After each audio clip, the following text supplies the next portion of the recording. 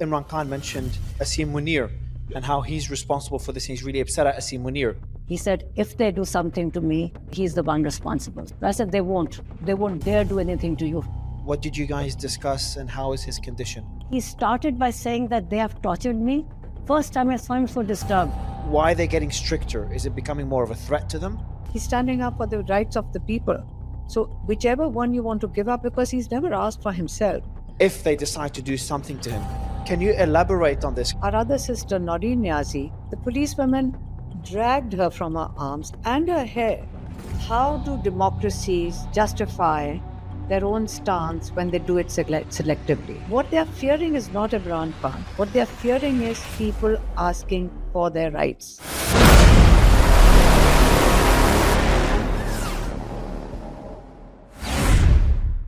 I interviewed Prime Minister Imran Khan in early 2023. Months later, he was in jail. The former leader of a country jailed. And the charges, if you go through them, they're ridiculous. Now it's been over 2 years he's in jail, and it's only getting worse. He's not allowed to see his family. He's in solitary confinement. And he's describing in this latest statement, he said he's being caged like an animal. And he's going through mental torture, the worst form of psychological torture. His sisters continue to fight for his freedom, but they are being targeted as well. Their son's jailed. One of his sisters physically abused. His supporters are being jailed. Imran Khan's name is banned from TV in Pakistan. And today the military establishment put out a statement directly threatening Imran Khan. They said the following, they said, "Who are you? What message do you want to give? Who do you think you are?" to the former leader of a country, of a democracy, of over 200 million citizens. They said they'll also come out and fight bare-knuckled. Again, that's the military establishment of a supposed democracy. There's also deepfake videos floating around of Imran Khan's sisters making various statements as they try to taint the image of the Prime Minister and his sisters. Yet the Prime Minister's support and his political party's support in Pakistan is sky high. A support that most political parties around the world never get to see. So today I'll sit down with two of his sisters, Alima Khan and Dr. Uzma Khan, who saw him just a few days ago, which will probably be the last time a family member sees the Prime Minister for a very long time, based on the military's latest statement. We talk about the Prime Minister's situation in jail, the statements by the military establishment, and what would happen next. I've interviewed multiple family members of the Prime Minister, including his sons, and I will continue doing so. I also would like to again extend an invitation to the Army Chief, Asim Munir, as well as the current sitting Prime Minister, to hear their side of their story. Why is Prime Minister Imran Khan in jail? What is their plan for Pakistan? I've been covering the situation in Pakistan for over 2 years, and I'm still hopeful that some sort of middle ground is reached by both sides, the military establishment and the largest political party with their leader in jail. I hope you enjoy this interview with Alima Khan and Dr. Uzma Khan. Well, it's like every time, Alima, every time we speak, to be honest, things seem to get worse and worse. And today is no different. The last few days have been a roller coaster for you and your family, and for the Prime Minister and all his followers. Dr. Uzma, you visited the Prime Minister a few days ago. So maybe we can start by you telling us and everyone listening, what was that meeting like? What did you guys discuss, and how is his condition? A day before yesterday, on Tuesday, I met him after about 4 weeks. And then also, last time I was sent in on 4th November, and then it was only me. And rest of us, they haven't met him for 7 weeks. Since 16th October. So, and these meetings, you should know, these meetings, they are just hardly 20 minutes, and we don't have a watch, but around 20-25 minutes. And they are so short. And before they finish, the policemen around us, they keep telling us, please get up, please get up. So the last few minutes is like we are in a rush to get the last words out of him. So this time when I went, I mean, as compared to last time, because before we used to go maybe meet him after 2 weeks or 1 week, but this time after 4 weeks, there was it was a change. He was very angry and very disturbed. And he started by saying that they have tortured me, they have kept me in isolation. I hardly, I mean, there's no space to go out. There's just out of his cell, there's apparently, we haven't seen it, but what he says is that when you go out, there's not just a little space where he can just walk. Just how many? It must be 50 or 50 60 feet. So that only when they let him out of the cell. And for 4 weeks, he said total isolation, nobody to meet him. And what he tells us is that there are about 6 cameras around his cell to ensure that no policeman, none of the police man is able to talk to him. That is also checked. So to ensure that he is totally isolated with no information. The first thing I asked him, do you know what is going outside? What has been going outside the jail? Because we have been there going every week, and we have been sitting there, and there have been a lot of excitement outside. He said, no, I have no idea what is going on. And he was very angry, and he said, and he started by saying that just make sure you tell everybody that Asim Munir is responsible for whatever is happening to me, and if anything happens to me, and Bushra, and if anything happens to me, just make sure that he is the one responsible. And I mean, I felt, it was not normally when we met him regularly, he always comes smiling, and he just ensures that everybody, maybe it's for us he's telling us that, everything is all right, don't worry. But this is the first time I saw him so disturbed.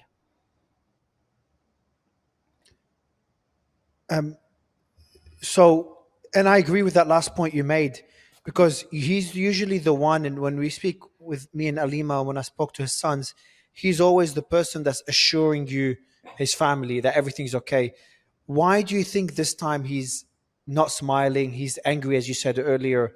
What changed this time around? What got him angry, in your opinion?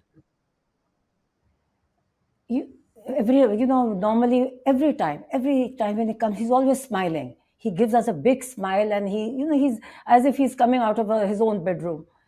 But this time he told me, he said, he's telling me that,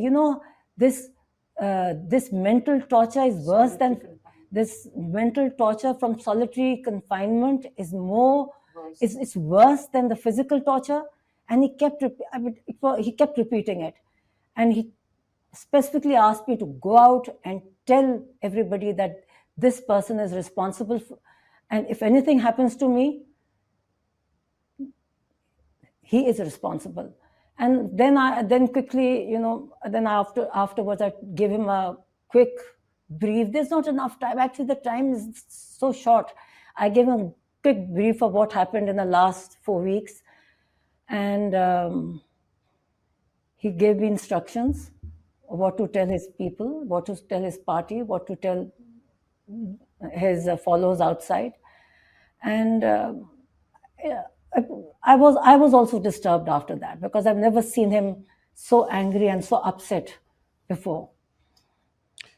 Me and Alima have spoken about why they are doing this, why they're putting him in solitary confinement, why they are slowly reducing his family being able to see him.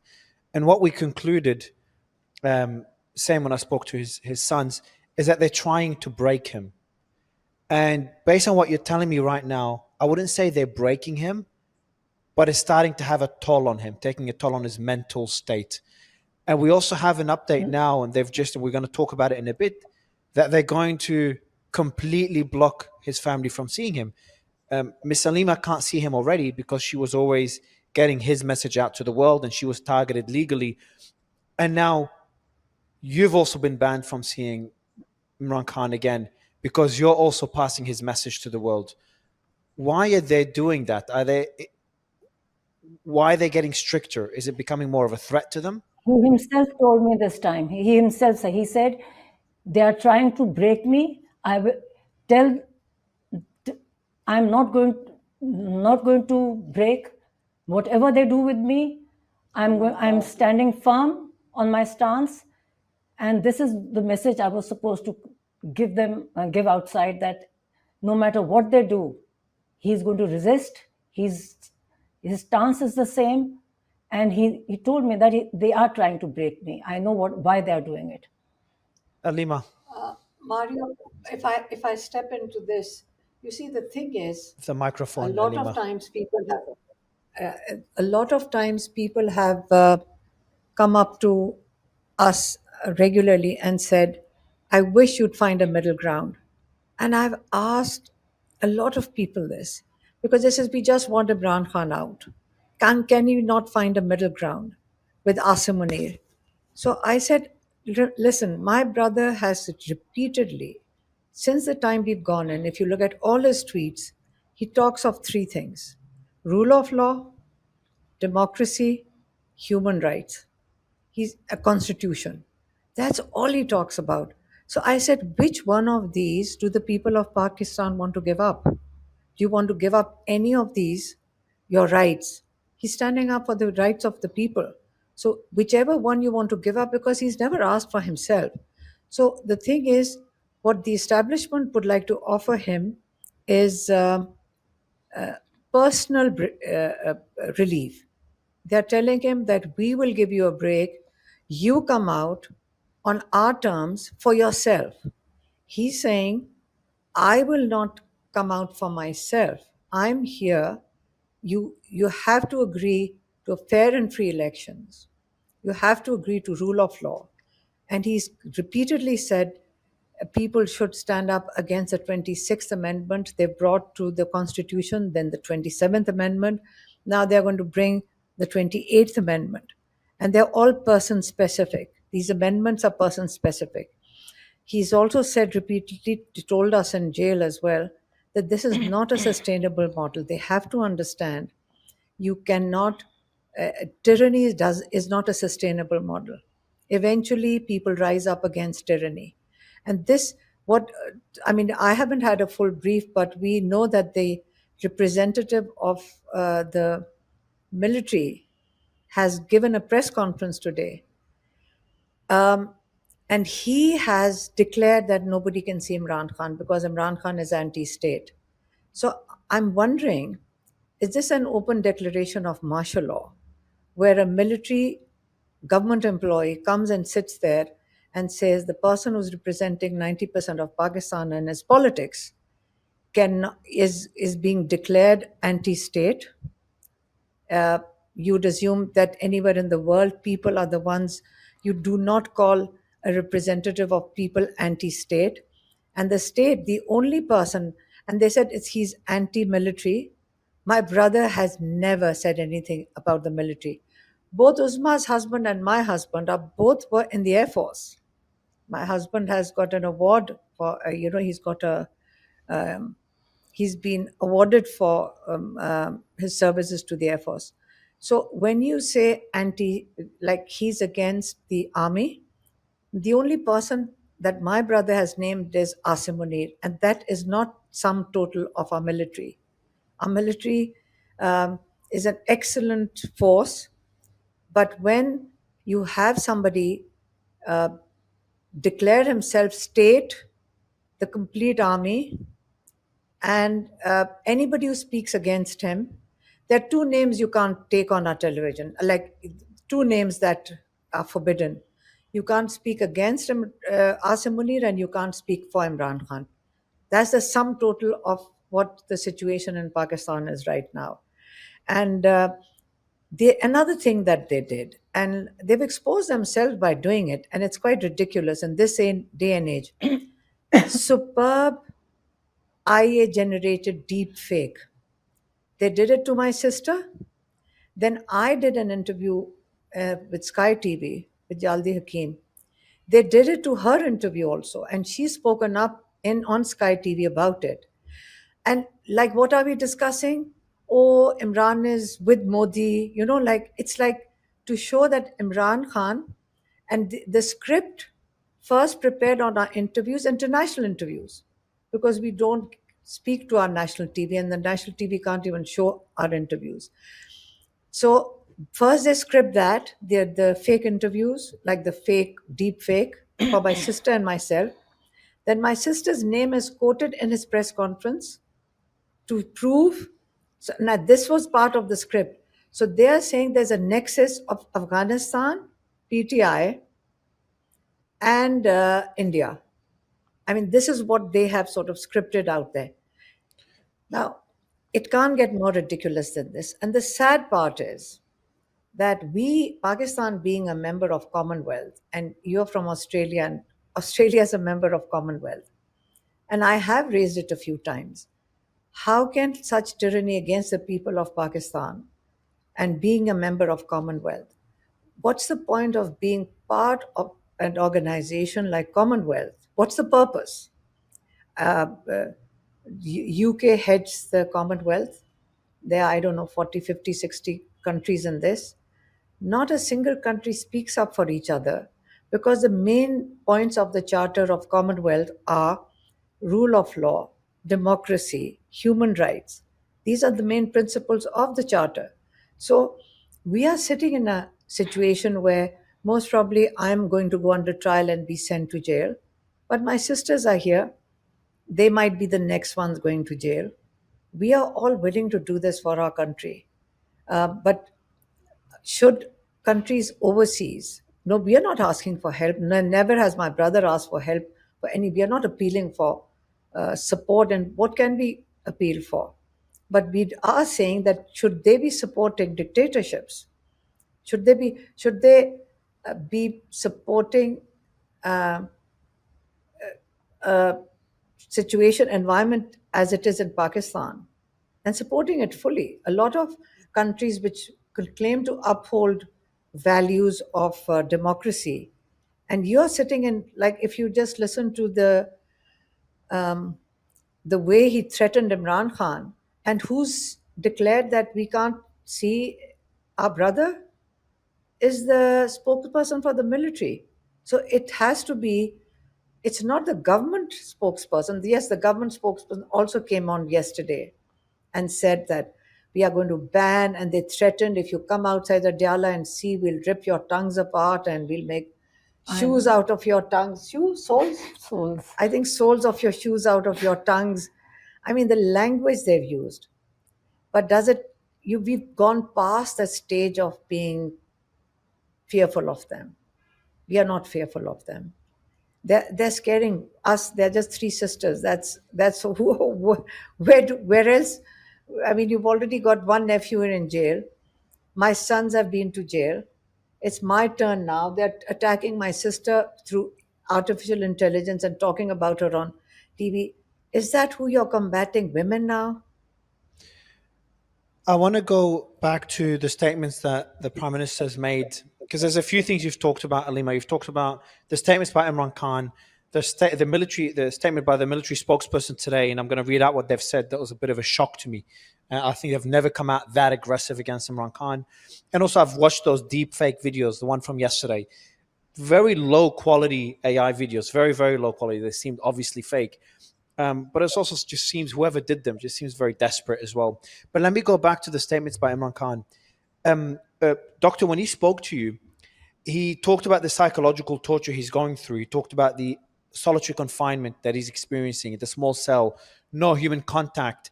It's been weeks, no electricity, limited outdoor time. And he doesn't have basic jail entitlements. Is he still getting his books to read? No books to read, because we haven't met him for 4 weeks. So there's 7 weeks. In fact, he asked for the books. I said we didn't know. We didn't know we were coming in. The car was standing 2 kilometers away. I had to walk. I walked about half a kilometer right into the jail. They wouldn't let the car in. Wow. So That's where the books were. Yeah. Wow. We carry his books. We've got a whole bunch of books that are in our vehicle all the time, in case we are given permission to go in. But day before yesterday, my sister doesn't know that. Not day before. Yeah, day before. I was in court in Pindi Yesterday. yesterday, and we handed over about 11 books to the judge over there and requested him to have them sent to jail. So there's a probability that he might get it, or if the judge is able to manage to have them delivered.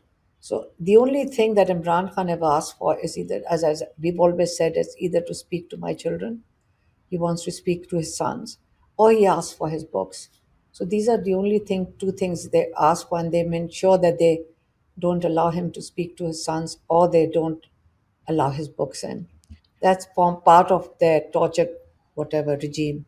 There's two statements that he's made that I want to focus on. One, he said pretty explicitly, if something happens to me, it's the head of the military that is behind it. Army Chief Asim Munir. That's the first time he makes this statement.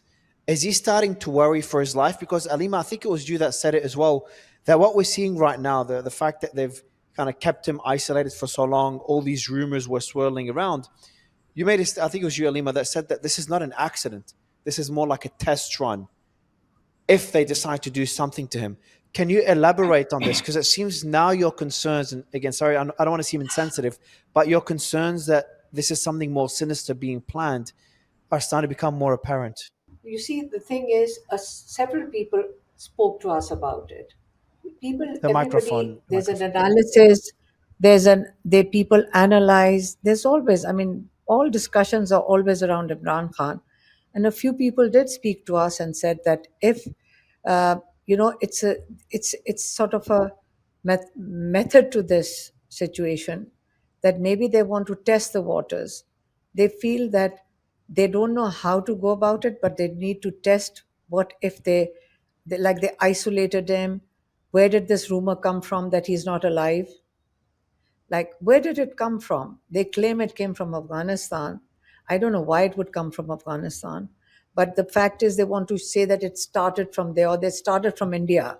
But the thing is, they're also claiming that the fake video also came from India.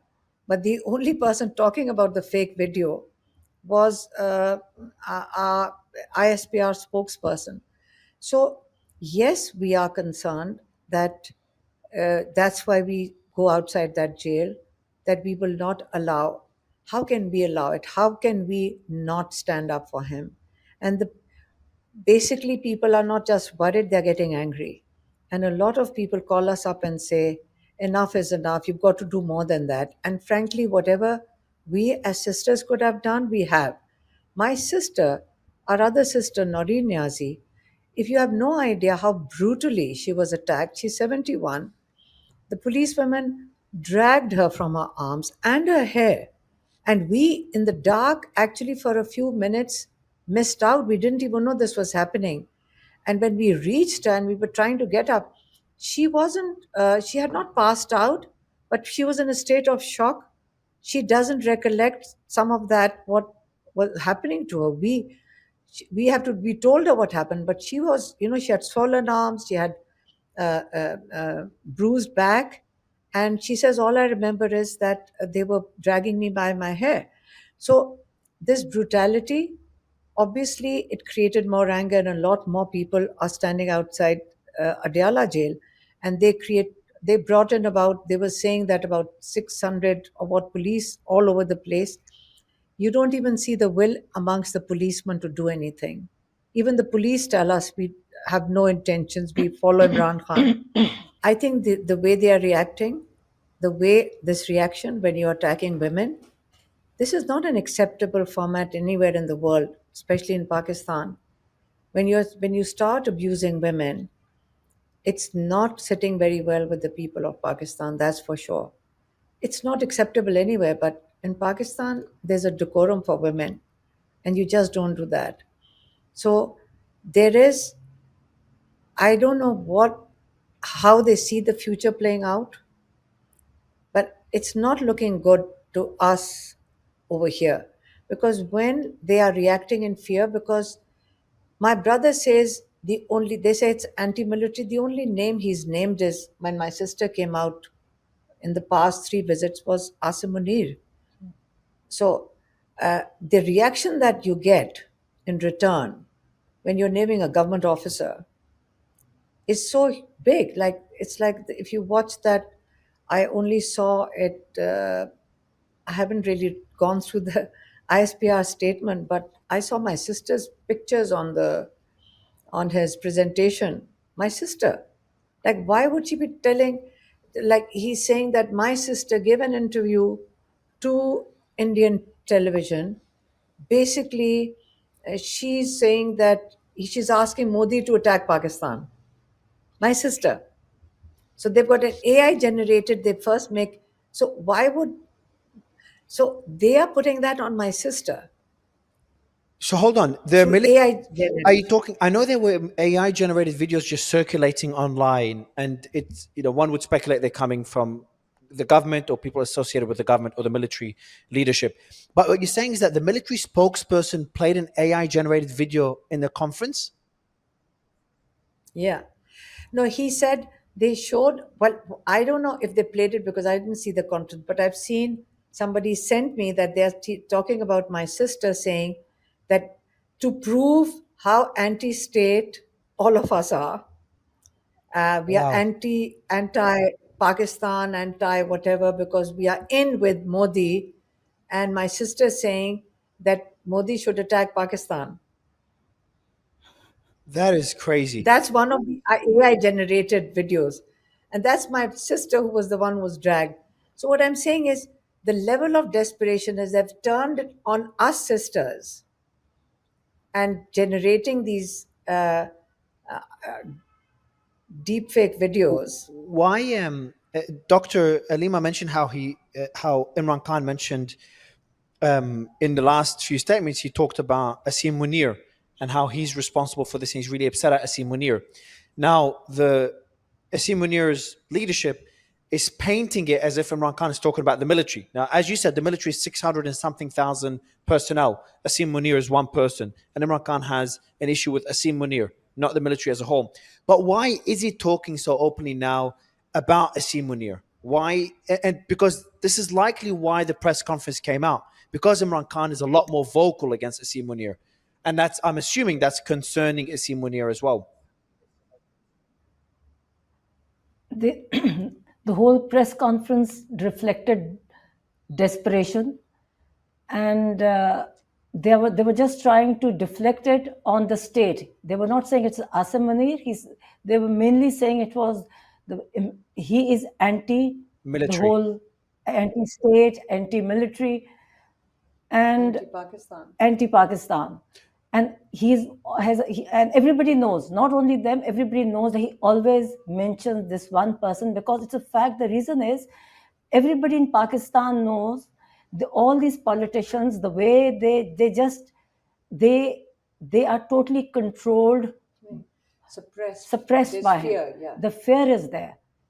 They can't make their own decisions. The prime minister even has to ask his superiors before he answers for anything. So we're a situation now where Imran. Everybody in Pakistan is very well aware that the fear is coming from. You see, everybody in Pakistan is very well aware. You can ask anybody that it is a dictatorship because everybody is fearful of one man. That's a dictatorship. It's not a system. Nobody's fearful of the prime minister right now. Although they all piggyback riding on it and needing to blame even if they do something, they say, it's not in our hands. We've got orders from the top. So what is above the supposedly elected government? So they have to pass. The fact is, he's got 5-year extension for what? 5-year extension, and I think plus. So it's a military. Why your extension? Now he's in control of the whole military. The judiciary is already subjugated through these amendments. So it is a dictatorship. And so one man is always responsible for a dictatorship. So it's not a whole system. True. Now, what I'm worried about, and Alima, in our previous discussions, I've kind of hinted at that concern, is that it keeps escalating and boiling over to So to what? What's next? Because right now we've got Imran Khan a lot more vocal about Asim Munir, and the military a lot more vocal against Imran Khan and making threats and blocking you from seeing him. And some people are talking about what we just saw now as a test run. And obviously, if they do something to Imran Khan, you said to me, Alima, that they will not touch him because everyone will be very upset and the people will probably be on the streets. I can't remember if you said that, but I would say that most likely people would protest, would be on the streets if we find out something happened to Imran Khan. So then what next? What do you expect them to do next? And what can Imran do if he's not able to see any of his sisters, anyone else? I think this press conference today, from what I'm gathering, it's like they're setting a stage to prove him to be anti-state, anti-Pakistan, and more like a traitor, to portray him like a traitor. So what, like, we haven't done an analysis. Most probably the whole social media will be gathering the analysis and trying to understand the objective of today's press conference. Is like as if they need to, it's a very outdated, we've discussed this before. This is a very outdated script. This is something that happened in the 70s and maybe early 80s, where you treason, you use the word treason, that they don't know how to apply that to Imran Khan, where everybody knows. I mean, literally there's a 90% following. It's very different if you even said 40-50 or maybe 50-50. Maybe there are people who are double-minded. But at the moment, there's an absolute situation in Pakistan where people are very angry with, you see, the economic situation is deteriorating. There is no investment coming. And when your courts stop working, when the rule of law is, there is no rule of law. So the first thing to exit, or the first thing that is going to block itself, is going to be investment. So the economic situation is deteriorating. IMF has already, in its report, said that Pakistan has got corruption that they have to explain, of government has to explain, up to the amount of 5,300 billion rupees. 5,300 billion rupees. This is an IMF report. And this is just the tip of the iceberg. So the fact that corruption is at full scale, and Imran Khan, last time when he sent his message, he said, how long are you going to be subjugated by mafias, land mafia, sugar mafia, wheat mafia? So this is a small group of mafia. Not only are you going to be their slaves, but your next generations are also going to be their slaves if you don't stand up and fight for your own rights. That was Imran Khan's last message. Doctor, my other question to you is going back to that statement by the military. I was going through it before this interview, and I was pretty surprised by how blatant they were. And usually they don't mention Imran Khan's name in the statements, which is, I've covered a lot of things around the world, a lot of democracies around the world. This is the first time I see democracy banning the name of someone, as they have in Pakistan. They did it during the elections as well, before the elections. And now the military, which the military is not really supposed to be talking about politicians. The military is there to serve. Someone sent me a chart. I'm going to actually open it here. But if you go through it, people are at the top of that chart. They're the ones that determine who the political leaders are. And the military is low down in that hierarchical chart, in which they serve the people below the political establishment. But what we're seeing here is that the military representative talking about a political leader. And you said they used fake AI videos. And they started saying the following. They said the threat, they talked to him about him as a national security threat. They called him delusional. They called him a delusional person, for former Prime Minister Imran Khan. They said he's a captive of his own ego. They say he's thinking that his wishes are bigger than those of the state of Pakistan. And then they say the following. That's what really shocked me for the military to say. I'm going to read out the exact quote. Who are you? What message do you want to give? Who do you think you are? And later they say, then we will also come and fight bare-knuckled. There should be no doubt about that. What do you make of these statements? What I said there. The message Imran Khan sent out was that they are mentally unstable. So He is. Asim Munir. Asim Munir, And yes. this, everything seems that he is directly supervising this press conference. The reaction is basically by him directly, right? And is using the institution to defend himself. How far do you think he will go? Personally, I think he's so desperate he'll go to the extreme. What is And the this time, Imran Khan also said this time, he said, this is why he said that the way things are going, he said, if they do something to me, he's the one responsible. So I said, no, they will not. Don't even talk about that. He said, no, but listen, when he says that, when he starts saying like this, like if they do something to me, I said, they won't. They won't dare do anything to you. Do you think they may? But this is. I don't know about them, but him. Do you think Asim Munir will? Him. Sorry. When I say them, I mean Yes, Asim Munir. When I say them, so I apologize. I mean Asim Munir and anyone executing his orders. But I'll be more clear. Do you think he may do that? Do you think the likelihood has increased in the last few days, considering how, as you said, how desperate he's become? I think this is his wish. He wants to do that. And we are worried. And this is why we said, let there be no mistake. We will go to all extremes also. I mean, they should not even dare think about it. They were testing the last 4 weeks were basic. They're testing the waters, how the reaction will be. But inshallah, they won't be able to do it. They wouldn't dare. We won't let it come to that stage. We won't be sitting watching. You think that these government personnel, like this unelected representatives, like the government representatives who had won this election on Form 47, they are going to tell us there's rigged elections. They are going to tell us that we cannot meet, and they are telling us that we'll deal with you with iron fist. They're telling us, these 3 old women, that we are going to treat you with iron fist. Okay? I mean, you think we are going to be scared?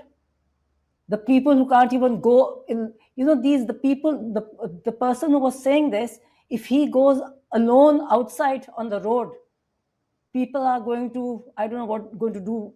I don't know, he's going to be not safe by himself. And he's telling us, giving threats to us. So whatever they're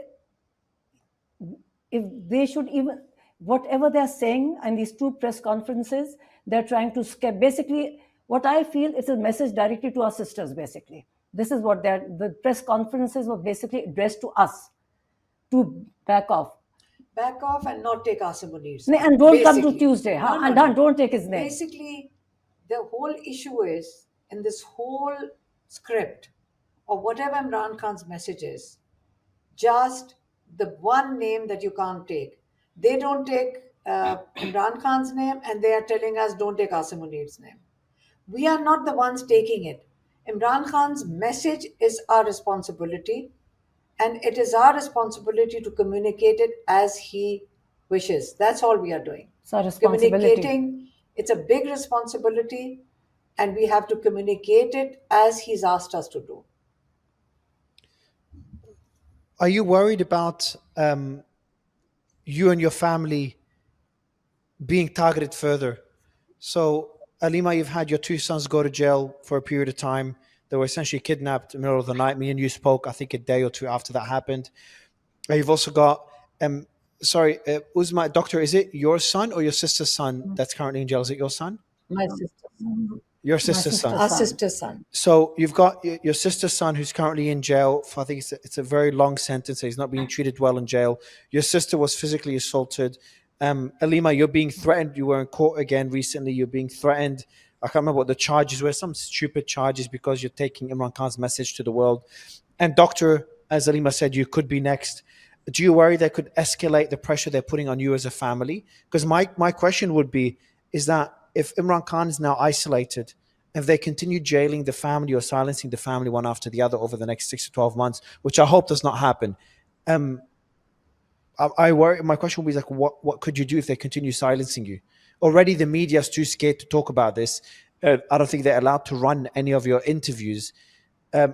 Most people I speak to that are Pakistani, especially ones that live in Pakistan, are worried to say anything negative about Asim Munir.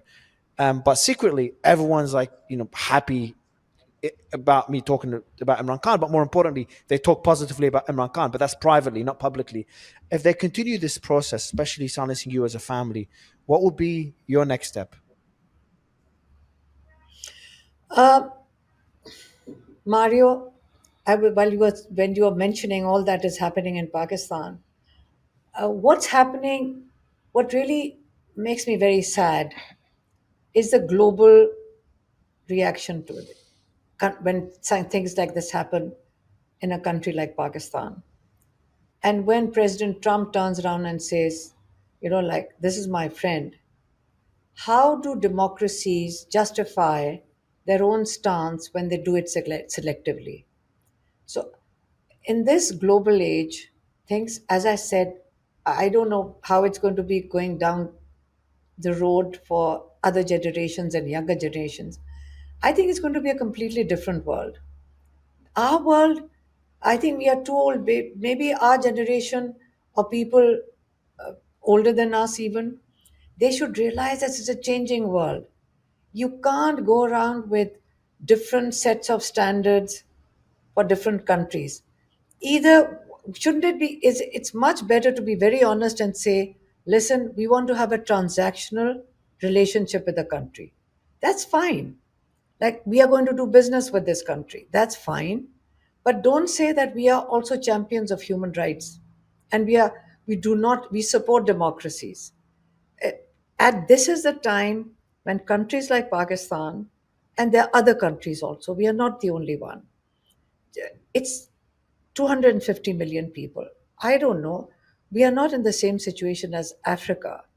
We are in a much better situation. Our population, because we had a leader like Imran Khan, he's created a lot of awareness amongst people to stand up for their rights. So what they are fearing is not Imran Khan. What they are fearing is people asking for their rights. That's that's why a small mafia fears. What if these people stand up and say, where's our share in this country? When 250 million people become aware they want to have a share and a right in Pakistan, that creates a lot of fear amongst a small mafia that's benefiting from Pakistan.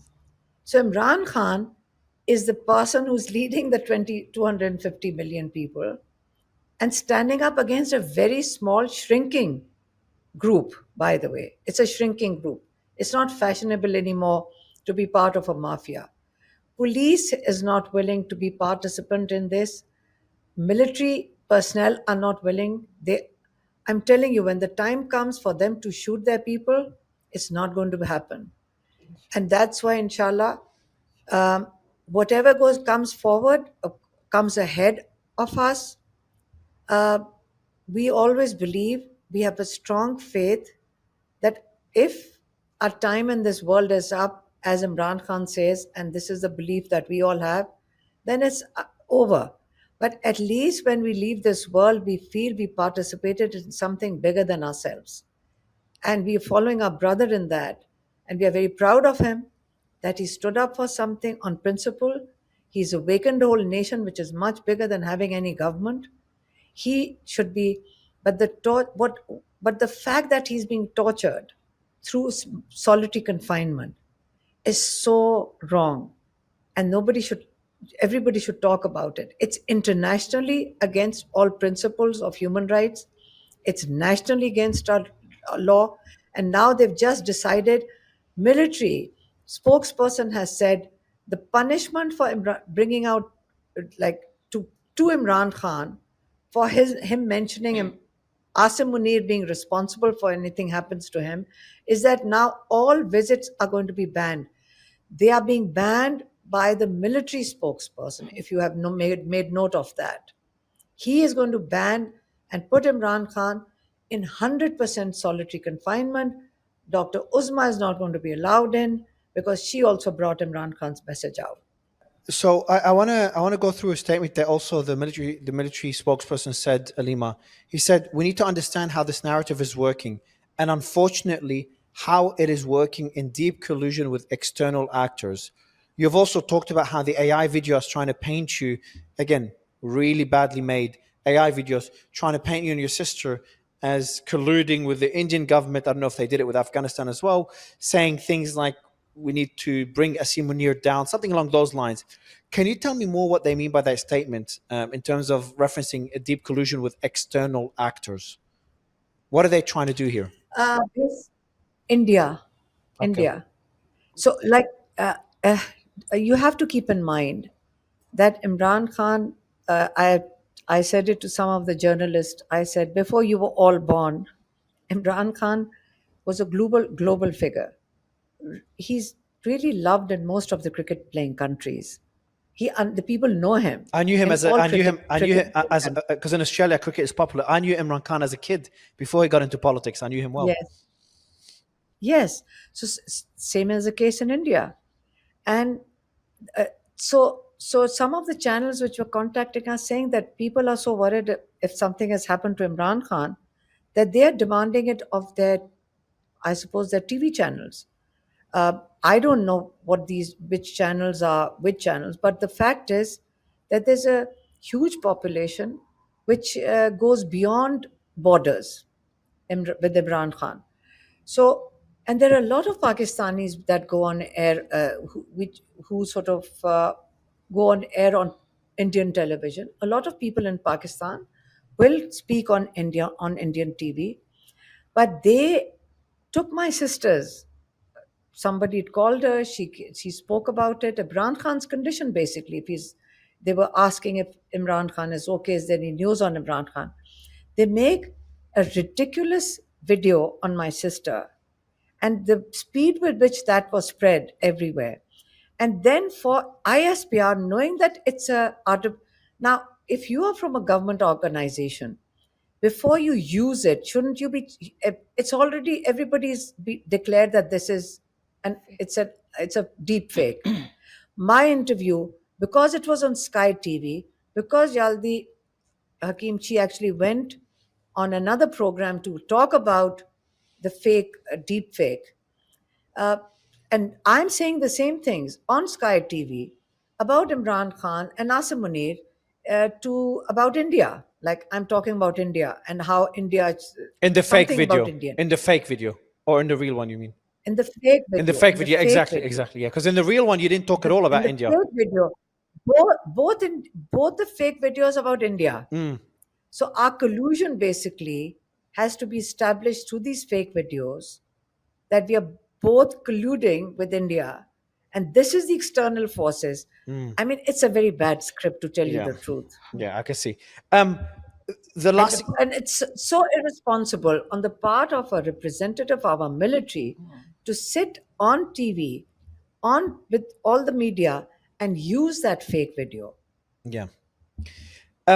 The last thing that happened, it kind of a positive development, and that was a letter sent out to Marco Rubio, the U.S. Secretary of State.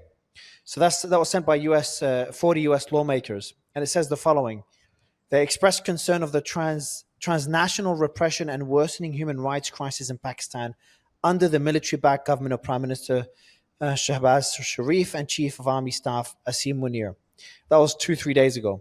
They voiced concerns over the quote threats, intimidation, and harassment of even U.S. citizens and their families in Pakistan who spoke against the regime. So the regime is now no longer targeting Pakistanis alone, but according to the letter, even U.S. citizens, which most countries would not dare touch, are apparently being threatened by the regime. I'll read out one more quote here. We write to express urgent concern for the escalating campaign of transnational repression and worsening human rights crisis in Pakistan under the military-backed government of Prime Minister Sharif and the Chief of Army Staff Asim Munir. In recent years, US citizens and residents who have spoken out against authoritarian abuse in Pakistan have faced threats, intimidation, and harassment, often extending to their families in Pakistan. These tactics include arbitrary detentions, coercion, and retaliatory violence, targeting diaspora individuals and their relatives. So, two things I want to ask you. First, your thoughts on that letter, because considering the geopolitical situation, Pakistan plays a very important strategic role in that rift we're seeing between India, the US, China, especially US and China, which is what I view as the US and other countries putting those geopolitical interests above their concerns for human rights and human rights abuses. But I want to get your thoughts on that letter and also the comments on the letter of how the government or the military establishment or the authoritarian government is targeting Pakistanis that are also dual citizens. You're right, Mario. We are a victim of our geopolitical location. It's our geographical location. The Pakistani people are a victim of their location because it's other interests that say, okay, it doesn't matter. We need I don't know. We need muscle. We need to whatever situation they need to create. The people who are going to suffer is going to be the people of Pakistan. So as a people, we don't want to suffer anymore.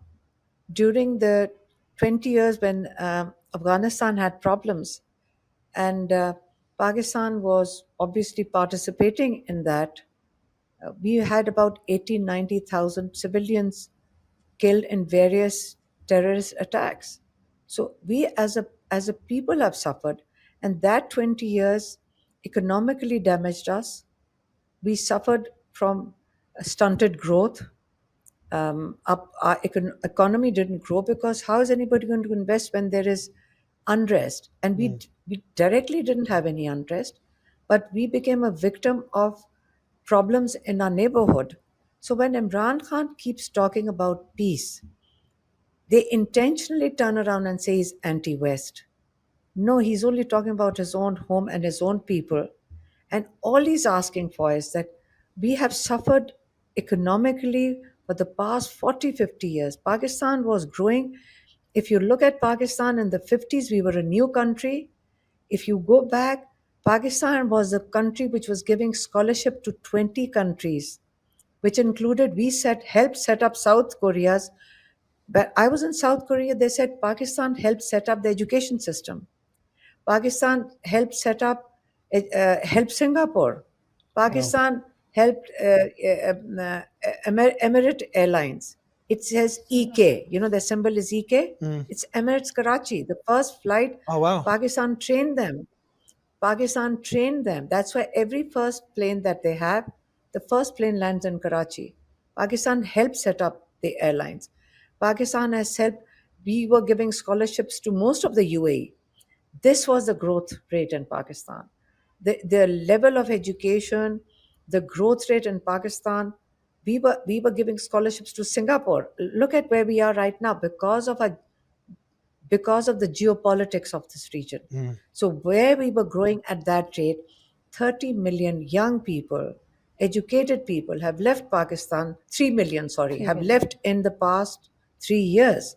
So we are suffering from a brain drain. we are suffering. It's huge brain drain. So the point is that our geographical location, we became a victim of our own and Imran Khan being in jail, maybe that's how they want to sell him overseas. You always will know that they will portray Imran Khan as anti-West. What is there anti-West about Imran Khan?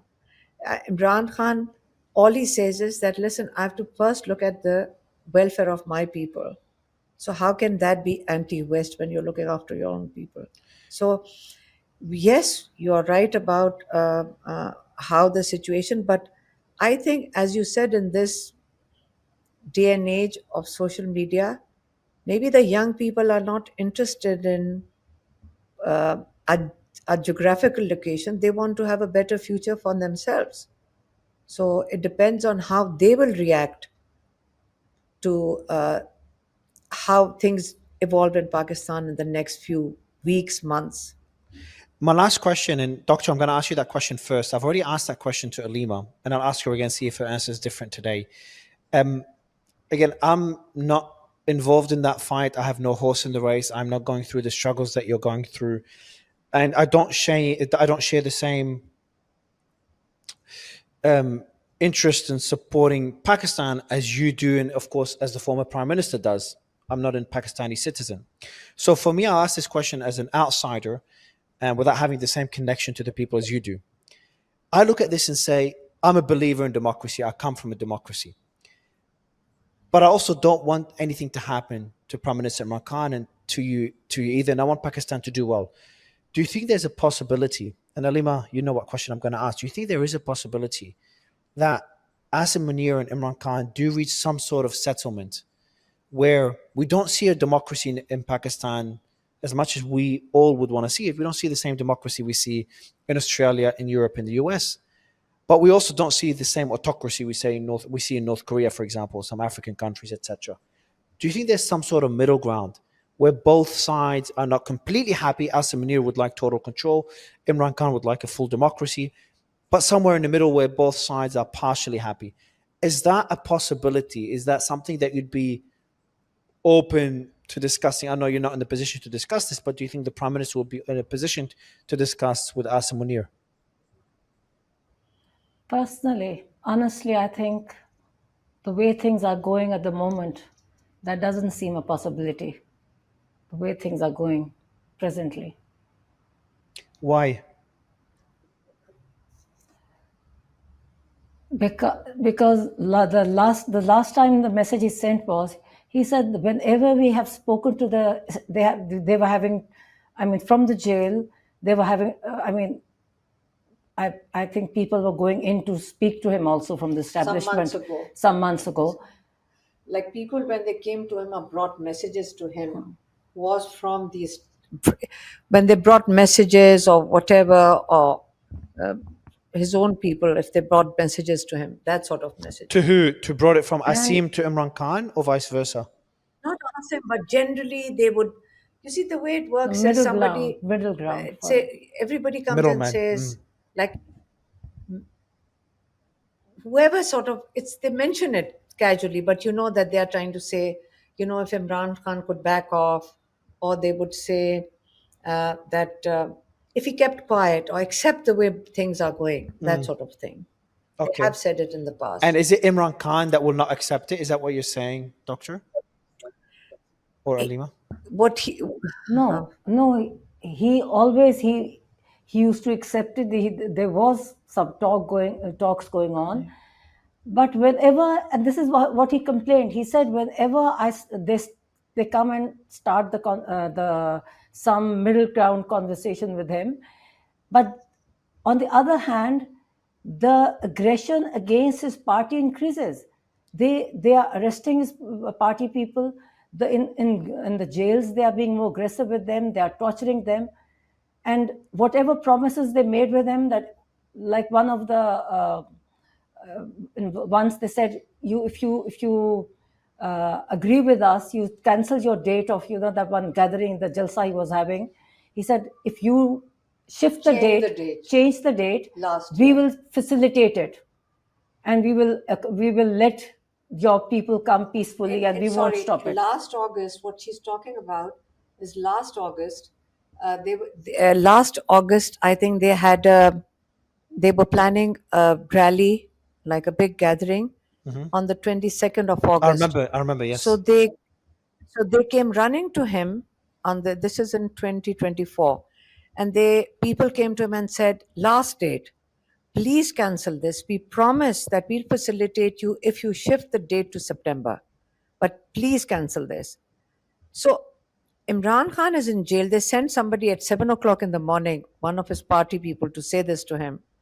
So you wake him up and say, okay, please do this, otherwise there'll be bloodshed. I don't know, whatever they said to a man who's there's going to be security issues. So he agreed to it. What is he supposed to do in jail with no information? And then when the next rally was held on the 8th of September, which was an agreed to date by them, that they promised that we'll facilitate it. They blocked all the roads. They've got cases on everybody who attended it. So he said they are not reliable. Like, if sometimes I have given in ground, they turn around and they lie, and they have no shame in sort of breaking their word. So hard to reach there's sort no of middle point in- ground when there's no trust that the other party would deliver on whatever promise that is reached. So that makes it very difficult to reach some sort of agreement in the middle. That's a shame. That's a real shame. Yeah. Final- At the moment, our only concern is that today they have used my sister's message, Dr. Osma's message, which came out on Tuesday, that he's being tortured through isolation. And he told my sister that isolation is mental torture. Isolation is worse. Mental torture is worse than physical torture. He said that. He said it's worse, and he was very upset at being isolated. It's inhuman, and it's considered one of the worst tortures internationally. So what they've done is they've used my sister saying that it's Asim Munir's fault, using that because she took Asim Munir's name through Imran Khan's message. They have had a press conference yesterday that if you come out, the government ministers were threatening us. They've threatened us and abused us. And now today, the military spokesperson has come and been abusive and threatening as well. But on Tuesday, we will go to Adiala. Whatever inshallah, the consequences are, we'll face it, but it's our right to see him. How can a military representative cancel our meeting? So we will go there. I'm going to add one more question. If you don't mind, one more question. If the chief of the military, the army chief, Asim Munir, sits down with you right now and says, Alima Uzma, I would like some sort of settlement where your brother could get out of jail, but I continue ruling the country and my immunity in the constitution will remain there. Is that something that you would be open to discussing and would you accept? And obviously you're not in a position to accept it. And the same question for your brother. Doctor, you were the last person to speak to him. If he's sitting with Imran Khan right now, do you think this is a discussion that you would have with Asim Munir? And do you think this is a discussion that Imran Khan would have with Asim Munir? Hypothetically speaking, because I know it's a very tricky question. Well, actually, Imran Khan is in jail. If Imran Khan is in jail, if Asim Munir has to say anything to him, he can just go to the jail and he's his prisoner. If he has anything to say, he could have gone to jail and spoken to him. But we seriously don't understand what the issue is. Is Asim Munir doing this for Pakistan? We'd like to understand, why would you declare Imran Khan a traitor, a security risk? How is Imran Khan a security risk? So what are these terminologies that you're using against Imran Khan? It is, we know, and as an observant, it's a bit obvious that it's about a power grab. And Imran Khan is a threat to Asim Munir's hold on power. That's how I see it. And I think most people on the outside would see it. And I think people on the inside, I assume, would see it. So we know this is the issue. This is why some sort of settlement, if there is one, and I'm not brokering one, I'm just thinking, I'm trying to understand where you're at. If there is some sort of settlement, I think it has to include Asim Munir maintaining at least a big portion of the power he currently maintains. And I'm not sure if this is something that's even acceptable for Imran Khan and for you as a family. No, I think if there's a conversation that he needs to have, he can always have it with Imran Khan. No, definitely not with us. We are only the messengers who bring out his message, and we highlight his plight or his situation. That's what our role is to bring out his message. It's the authenticity. We have a big responsibility to make sure that everything that he said, when one of us comes out or when we are collectively there, we come out, we go through the message and we correct each other if we have missed out on anything. And then we formulate the message, ensuring, because we don't have a pen or a paper over there. So we all collectively try to remember it, and then we collectively put it together. So we are only the messengers. If he has to say something, Asim Munir can say it to my brother in jail. He can visit him in jail. But this is not about power. It's about Pakistan. Imran Khan is standing for Pakistan. He doesn't need the power. He's willing to give up his life for Pakistan. People don't give up their life. We don't want him to give up his life. But he has said it repeatedly that, and you have to believe Imran Khan when he says it. And if you see his face, you'll see it. He says, I will never bow to tyranny. I will rather die in jail than to bow to tyranny. I only bow in front of Allah. These are my brother's words repeatedly. So there is nothing you, I, or anybody can do. They can blame anybody. Oh, the sisters are responsible for what he's going through. Doesn't matter. We are only here to support our brother. We'll continue to support our brother. We'll stand by him. And if it means that our lives get affected, they might be on hold. My passport is blocked, my ID card is blocked, my properties are seized. My properties have been seized by the government or the court. It doesn't matter. The cause is much bigger than all of us, and that's the people of Pakistan, and we are happy. We are not in politics. I'm not giving a political statement. My brother's not talking about politics. He's talking about Pakistan. It's a love of his people that he's talking about. We keep mixing up. We miss out on power versus people. My brother's not about power. My brother's about people. And we adore him for that. We are proud of him because of that. And the people of Pakistan love him for that. That's how simple it is. Alima, final question to you is, what will be your message to Army Chief Asim Munir as well?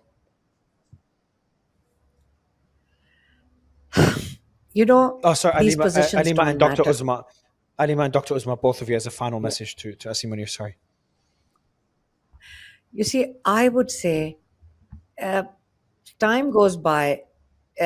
When you're positions like this, one should worry about what legacy you leave behind for your children. That's very important. And this time will also pass. What do you want to do with the power? No amount of money. Power eventually basically translates for a lot of people into money. It's not just a high. It's not going to help. You have to read history to see what happens or how they are remembered in history. Why would you want to do that to yourself? It's not about the present, it's about the future. In these positions are where you leave behind a legacy. So first note down what you want to leave behind as a legacy, because that will matter. Because right now, past dictators are being remembered and not in good words. So how will your children or your grandchildren or whatever, you don't want to be an embarrassment for them down the road, because that's important. So he should reflect on it. That's all I can say. Dr. Uzma, as a final message as well to the Army Chief. I feel that Imran Khan kept on saying that before all these amendments and before he became whatever position he has now, he used to call it Asim law. Well, everything was going the way, everything was under Asim law. It was not martial law, it was Asim law, specific to one person. So now, even now that he's attained whatever position, to get to this position, he's destroyed the judiciary, he's destroyed the constitution, the amount of torture. My nephew, who was in the military jail and now he's in the civilian jail, he says the military, there was so much physical and mental torture in the military jail, and this was all under this Asim law. So I think he should now reflect that now he's got to where he wanted by destroying everything in Pakistan. When there's no justice system, when there's no constitution, now even you talk to institutions are destroyed, and lawyers you were talking, everybody's lost. They don't know where to go. So what has he achieved? He's got where he wanted to get by all the cruelty and all the oppression that he has carried out in Pakistan. It's unbelievable. I mean, we have seen it. We hear stories. They're unbelievable. So I wonder, is he at peace now? Is he happy now? He's got what he wanted after all. I mean, and the press conference today reflected desperation. I wonder why he's got what is good. So I hope he realizes that no matter what he does, there's a supreme power. You know what he's immunity. Nobody can be immune. The prophets were not immune from anything. So what he's trying to get, he will not get, not in this world and not in the hereafter. I hope he realizes now, because Immunity. he Nobody will in have the world to has immunity. he will have to pay for it, what he has done. You can't imagine what he has done under his orders. You can imagine how scared people are of taking his name also. But I hope he realizes and he Changes course, hopefully. changes course. Hopefully. Alima, I never thought your sister would be even just as courageous as you, to say the least. Yeah, I've met your brother, Imran Khan. I've spoken to his sons, and I've spoken to both of you now. You are a very, very courageous family. It's an absolute pleasure to speak to you again. And I hope your brother comes out of jail okay, nothing more happens to you or your nephews, your sons, and things improve for Pakistan. But because every time we speak, it's just getting worse and worse. And it's just sad to see that from the outside. So fingers crossed for your family, for Imran Khan, and for the rest of Pakistan. Thank you so much for your time. Thank you so Thank much. you, Mario. Thank you. Thank you. Thank you.